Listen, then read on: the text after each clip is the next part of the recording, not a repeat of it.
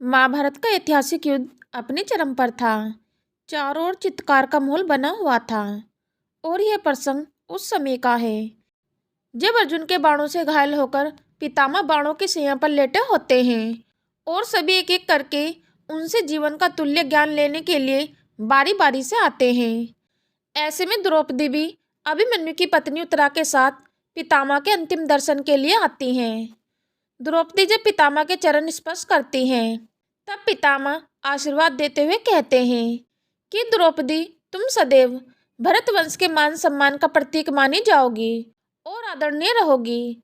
तब द्रौपदी भरे मन से कहती है कि हे पितामह, भरत वंश का मान सम्मान और उसकी मर्यादा के प्रतीक तो आप सभी हैं और यह मेरा सौभाग्य है कि मैं आपकी पुत्र वधू हूँ।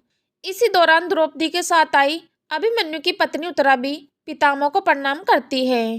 तब पितामह यही कहते हैं कि रणभूमि कुलवधू से मिलने के लिए उचित स्थान तो नहीं है पुत्री, लेकिन मैं तो तुम्हारे पति अभिमन्यु से भी इस रणभूमि में मिला था।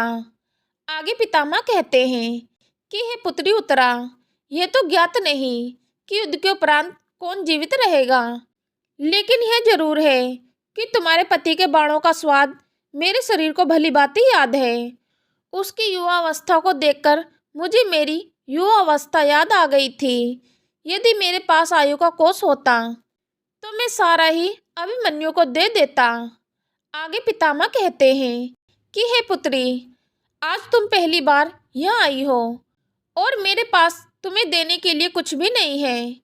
इन घावों और अर्जुन के बाणों का ही अब सहारा है, लेकिन यह घाव और बाण मुझे अति प्रिय हैं, क्योंकि इन्हें देखकर मुझे ऐसा प्रतीत होता है कि मेरा प्रिय अर्जुन मेरे पास ही है, जो दौड़ लगाकर मेरी गोद में छिप गया है।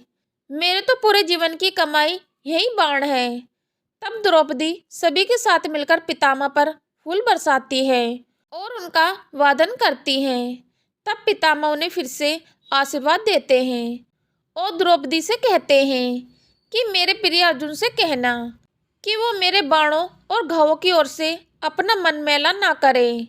उसने तो अपने बाण चलाकर अपने कर्तव्य का पालन किया है और मैंने उसके बाण खाकर अपने कर्तव्य का पालन।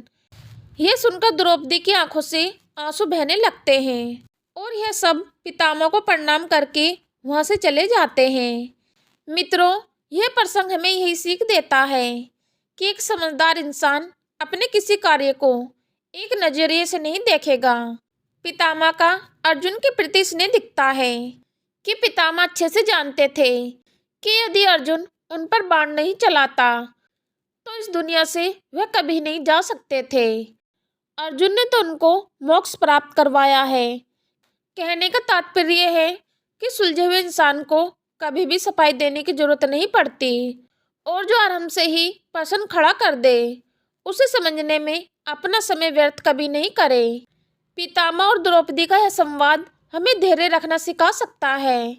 यह सिखाता है कि जीवन में जो कुछ भी होता है उनका होना उस समय पर जरूरी होता है, क्योंकि यदि वह घटना ना हो तो जीवन हमें आगे बढ़ा ही नहीं सकता।